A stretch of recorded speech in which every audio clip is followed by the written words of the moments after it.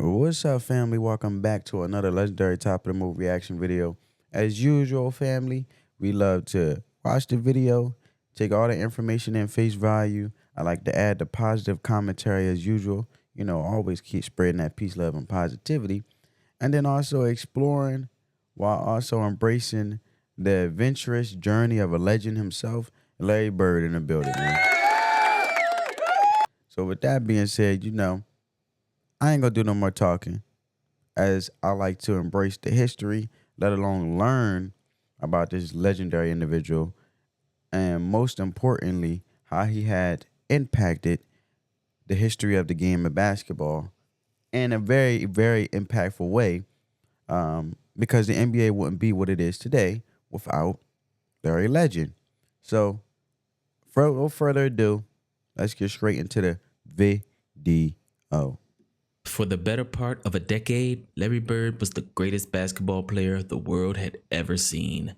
And because he happened to be a white basketball player in a sport that is mostly dominated by black players, every single time a new white player is halfway decent, you can bet your bottom dollar, like clockwork, the mainstream media will undeniably say, he is a new age version of Larry Bird. He's like a reincarnation of Larry Bird. Larry Bird reincarnated. He's a 2K version of what Larry Bird would be. It's kind of Larry Birdish. He reminds me of Larry Bird. He's the closest thing to Bird that we've seen since Larry Bird. That guy reminds a lot. That's a lot of narratives from a lot of different media outlets. But who is he they're talking about? People, myself included, of Larry freaking Legend.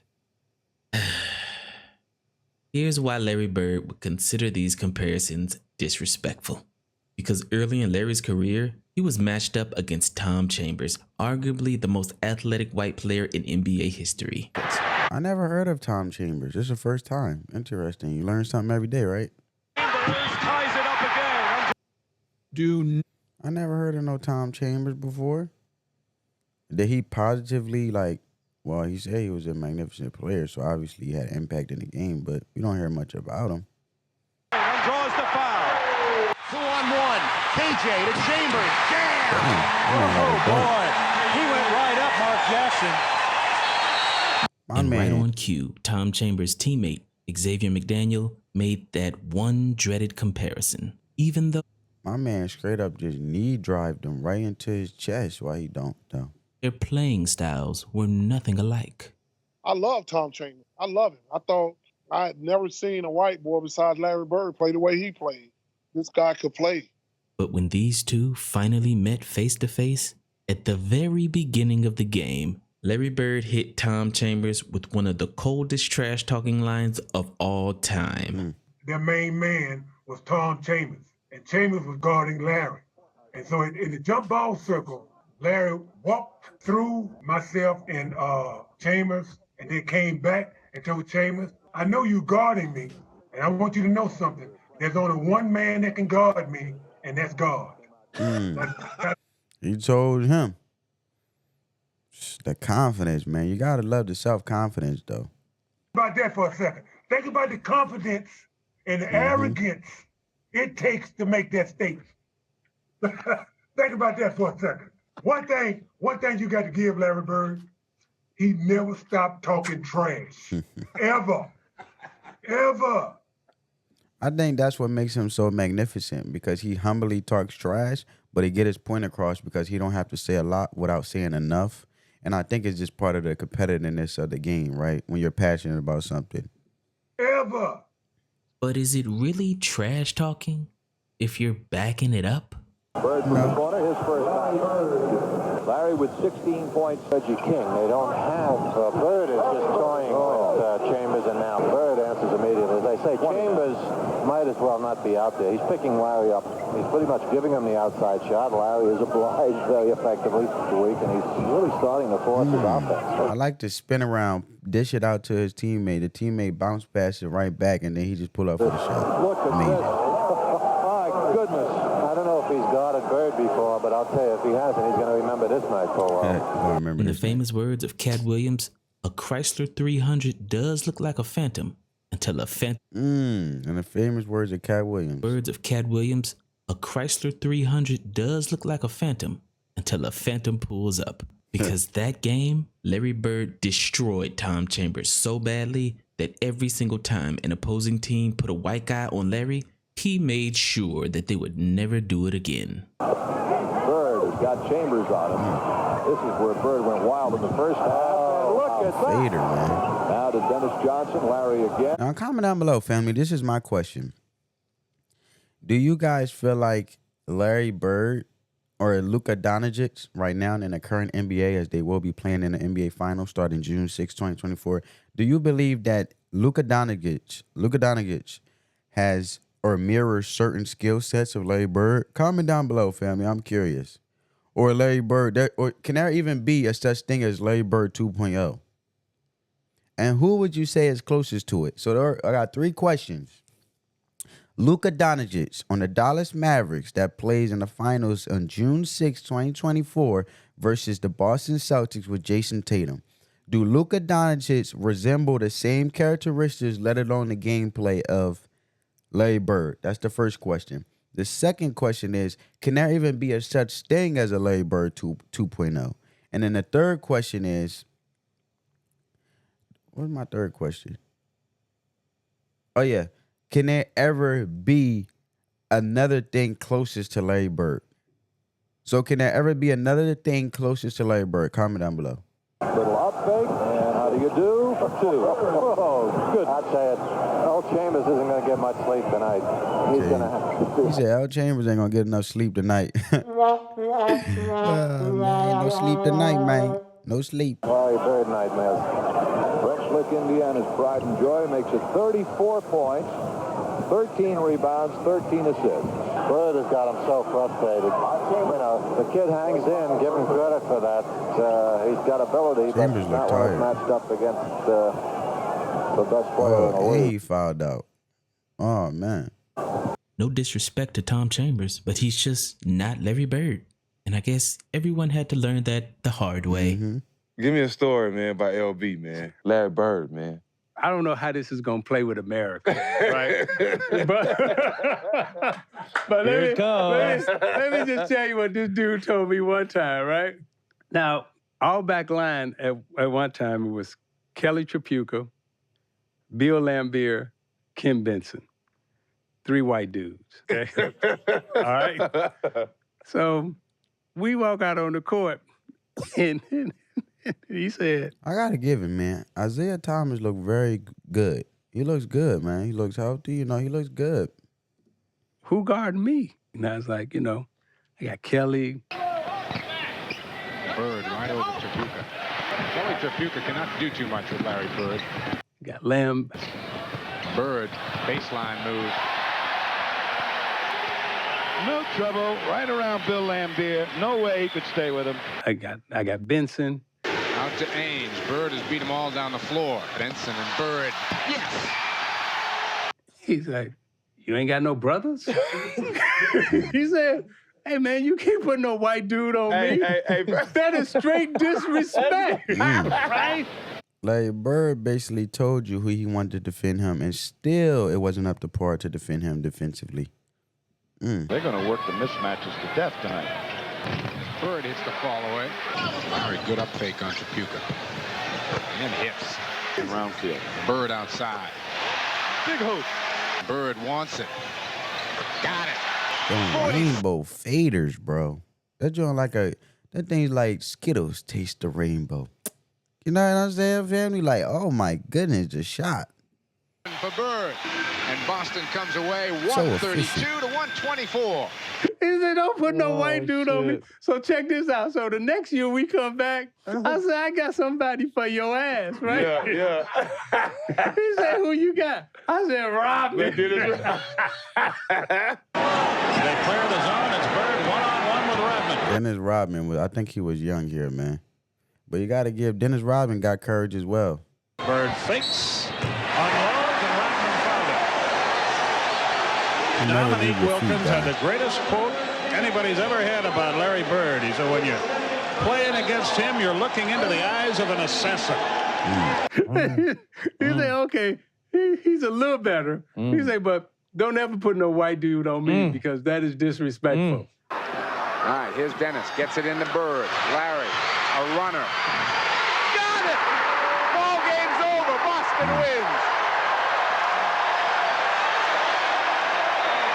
I was like, okay. Now, I don't know how America going to feel about that. They'll be all right. But I think he said it in Sports Illustrated, too. Yeah. You can go get the quote. In an interview with ESPN, Larry Bird said, "The greatest athletes in the world are African American. So I really got irritated when they put a white guy on me because it's disrespect to my game." Well, that's a different approach, man. He has a perspective. He stood on it. You know, to each his own, right? A legend. He's a legend having a preference and still backs up anything he says. Can't argue with it. According to some white guys he played against in the NBA, he was not lying. Like when he faced Chris Mullin in the Golden State Warriors and they put Tom Tolbert on him. We're playing the Celtics and getting ready for the jump ball. And I'm starting and I'm guarding Larry Bird. Then Chris is out there. Hi to Larry, shake hands, blah, blah, blah. And Larry looks at me. He looks over at Chris. And do you remember what he said to you? He goes, "You guys gonna guard me with a white guy?" I looked over at Larry, I go, "Dude, I'm just trying to make a living, all right?" He said, "Man, look, I'm just trying to go to work. This is my job, man. Leave me alone. Leave me alone. Leave me alone." You know what I'm saying? I could imagine what was going through his mind right now. All you could probably hear is like, "Man, did he really just say that?" And everybody looking at him like, bro, what you want me to say? He's legend Larry Bird.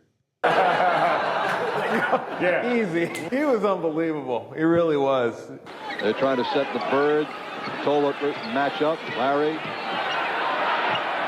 8 is long. Larry taking Marshall Amos on the baseline and buries a turnaround over. Tough shot. Tolbert will work hard. Tolbert, right, not Marshall Amos. Bird blows by Tolbert. Yes. Count it. Count it for Larry Bird, and he's fouled. Outstanding. Tolbert's working hard. Bird is scoring despite intensive defensive pressure from Tolbert. He took a shot one time. I went up to the I remember that one. You do? Yeah. I went up to Because you did the college thing. Shot! I go, "Shot!" And he goes, "Yes, it is." I was like, "Damn you, Bird. You bastard." If one man stays and just... Bird. Wow, Bird. A 3 with a shot clock winding down. Oh, is that helpful? I'll tell you what, that ought to get Tolbert a trip to the bench, I would think. But when he faced the Denver He said that ought to get Tolbert a tip to the bench. I'll tell you that right now. and they put Bill Hanslick on him. The story goes that when he played against Denver, they had a guy named John Hanslick. You remember John Hanslick? No, I don't 6'7", Notre Dame guy, white guy, really good defender, right? Okay. They put him on Larry, and Larry was wearing his ass out. Here's where you don't want to let Bird kill you. That's that quick move, once again, by Larry Bird. Hanslick just has not been able to play. That's his 4th foul. Maybe my man probably has so much pressure that he was probably fearful. You ever know when you get around someone who has that aura of confidence and they don't have to say much and it just gets you, like bubble gut. You know what I'm saying? Especially when you know they're magnificent at what they do. Maybe my man was scared from Notre Dame deep down. You know what I'm saying? But he still pushed through and showed up, right? Push and shove inside. Hanslick, who takes nothing off anybody, pushing and shoving with Bird. Hanslick doing a good job denying, then picks up the foul. That's his 5th. And Larry would run by the bench and tell Doug Moe, who was the coach, get him off me. You disrespected me by putting a white guy on me. I feel. He said, man. And he was a little bit doofy. Because, my man, y'all over here bumping against each other. You supposed to stay in front of the person you're defending. Always. That's Larry, because when he played back in the day, that's all he played against was brothers. Yeah. But that was Larry Bird. Or even when he faced Charles Barkley in the Philadelphia 76ers and they put Bob Thornton on him. Because, I'm playing against Bird, who's a legendary shit talker. But Bird didn't talk trash to you, Oh, my God. Bird talked trash to everybody. I remember one time we were playing the Celtics. Larry says, "Chuck, can I talk to you a second?" I said, "Sure. What's up, LB?" He says, "Yo, man, y'all being disrespectful to me." You guys are being disrespectful to me. And I says, You heard the man. Yo, Charles Barkley still look the same, man. "What are you talking about?" He's like, "Yeah, y'all being disrespectful." I said, "What are we doing?" He says, "Y'all got a white guy trying to guard me." I'm like, "What?" I'm like, "What?" You said, what? Watch what. See? Threw them all. You're like, what? What did you say to me? What? Yeah, man. Appeal.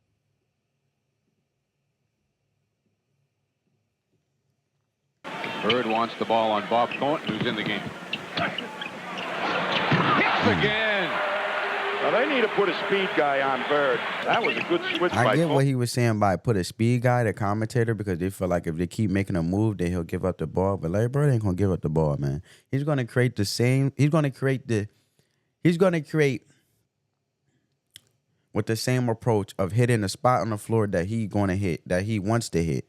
I feel like what the amazing part is, Larry Bird played the game where he wanted to achieve what spot on the floor did he want to score at that then point in time during that quarter, during that minute or second, during that minute of second of the hour. So basically anything in his mind, just trying to learn LB mindset. Oh, I'm gonna try to hit that corner shot on the spot of the floor, pop out and hit that shot in the pocket, and then just do a turnaround fadeaway. And when I do shoot it, and then I'm gonna go back down the defensive side of the floor and do what I do. And then when he come back again, I'm gonna try to get down on the block and do a post up fadeaway. So I feel like he always had little milestones, let alone being a team player and still being impactful for the game, but still having little challenges for himself. He got there quickly, but Bird hits anyway. He says, "You guys are putting a white guy on me." That's disrespectful. I just started laughing. I had no comeback when he says, Hey, man, don't put a white guy on me. That's just fucking disrespectful. I mean, it's crazy. It's crazy. And although Larry Bird definitely trash talked everybody, for some reason when it came to facing white players, Larry took the trash talk to a whole nother level of disrespect. Like when he played against Craig Elo, who was one of the league's best defenders, but his most famous. How many best defenders that they put North Amsterdam? They tried the Dennis Rodman. They tried. Come on, man. Enough is enough. Can't you see the proof is in the pudding? Regarding Michael Jordan on this iconic shot. He looks, he gives to Jordan. Jordan to the circle, puts the shot in the air. Good! The game's over, and the Bulls have won. My man about to cry on the floor. He said, "Oh my goodness." I could imagine though. I would be very like, yo, this man still scored. If you let Craig Elo tell the story, Michael Jordan was not the toughest player he had to guard. Was there one guy in particular you said, "Oh man, I don't want to have to check him. He was just the toughest guy to guard every night"? Of course, I can say the Michaels or the Reggies or those, but the one I really hated to guard was Larry Bird. He was not a nice guy. Bird against Elo with 10 on the shot clock.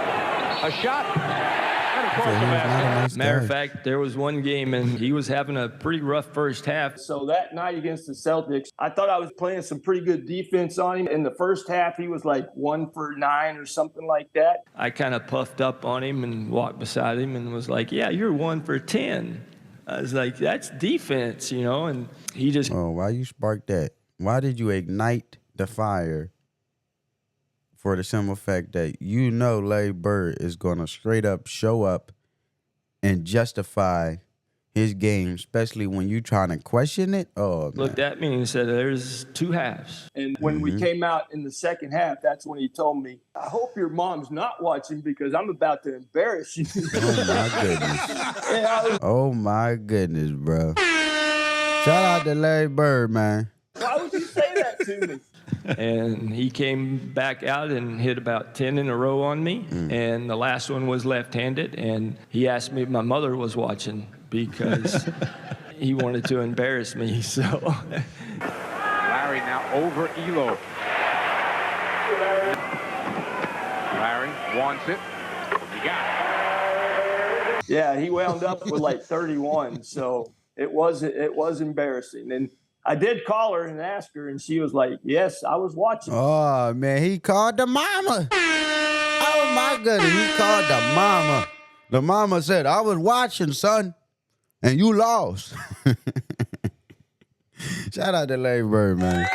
Oh, man. So, I was embarrassed, yeah. Larry Bird once said, "I wasn't real quick, and I wasn't real strong. So I beat them with my mind and my fundamentals." Everybody can dunk, But the mental part is the toughest part. Spoken like a true psychological assassin. A true psychologist to the game of basketball. We should name him the basketball psychologist.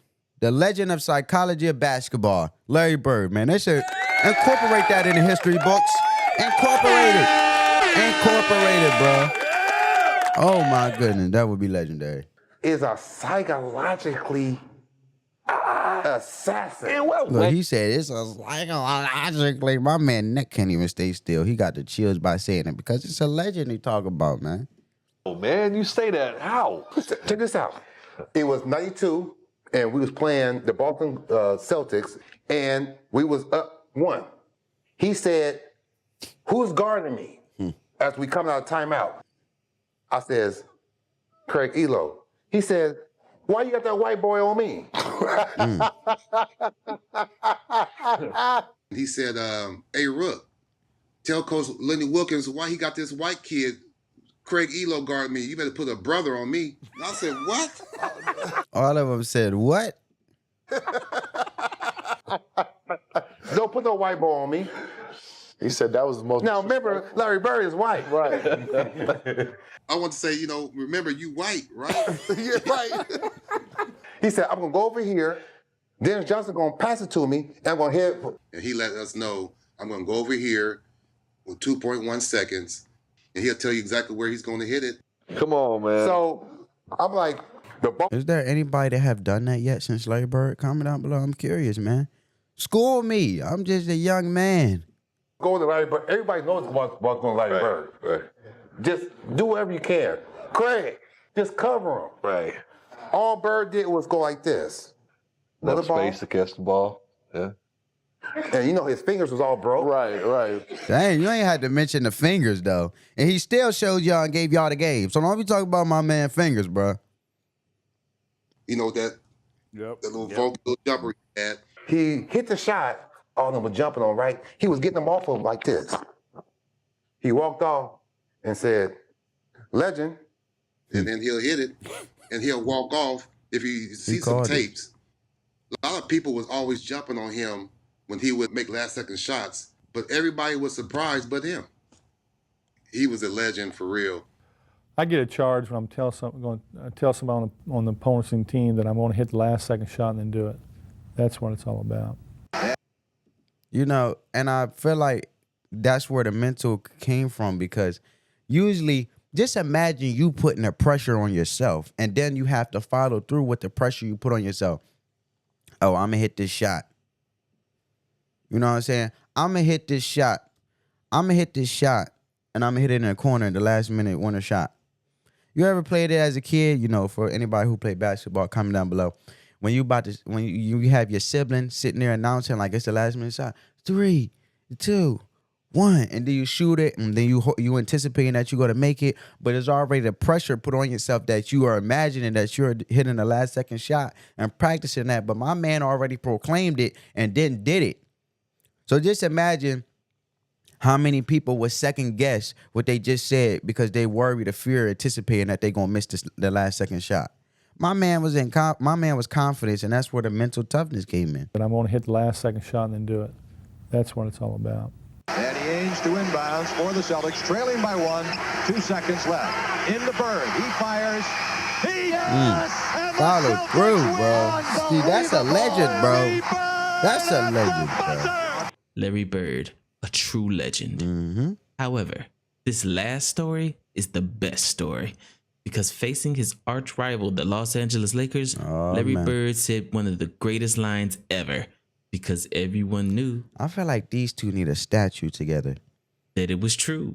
Well, I think everybody knows he's the biggest crap talker. The thing with D. Brown, 12-year NBA career with the Celtics, Magic, and Raptors, 1991 NBA All-Rookie Team and Slam Dunk Champion, WNBA head coach and NBA assistant coach, JU Senior Associate, University and later. Bird he was an undercover talker. Okay. Like he talked right to you, and then or he'll go to your bench and talk trash to your bench. I think we were playing the Lakers, and he was killing them. Larry Bird fires away, and Bird with 10 points is the game's high scorer. Have an experience. Straight up with the Bird, basket. a healthy baby boy. Bird waits for Divac to come out, and then he nails it. And he went over to the bench. He said, hey, you know you can't put another white boy on me. Because I'm the coldest white boy in the league. You better put a brother on me. And I was like, what? Did he just say that to the Lakers bench with all those guys sitting there? And he's like, yeah, you can't put a white guy on me. I'm the coldest white guy in the NBA. You better put a brother on me. And I said, you know what? He was right, too. he was right. At least he's telling you what will work best, or at least work best in trying to stop him, even though that wasn't going to happen. Not only was Larry Bird the coldest white guy in the league, but he will forever remain the coldest white guy to ever play the sport of basketball. He'll be ever the coldest player, just period. So anytime you even think about comparing another white player to Larry Legend, just understand one thing. Though. Larry Bird said that there will be another Larry Bird one day. And Larry, there will never, ever, ever. I feel like that's how you know Larry's so humble. There'll be another Larry Bird. And Magic like, hold on, bro. Nah. Be another Larry Bird. You guys gonna guard me with a white guy? I looked over at Larry, I go, dude, I'm just trying to make a living, all right? Yeah. Easy. He was unbelievable. He really was. Yeah, man. Legend. But I hope you guys enjoyed the video, family. Continue to spread that peace, love, and positivity. Give this video a big thumbs up. Let the love supersede the hate. And on that note, family, peace.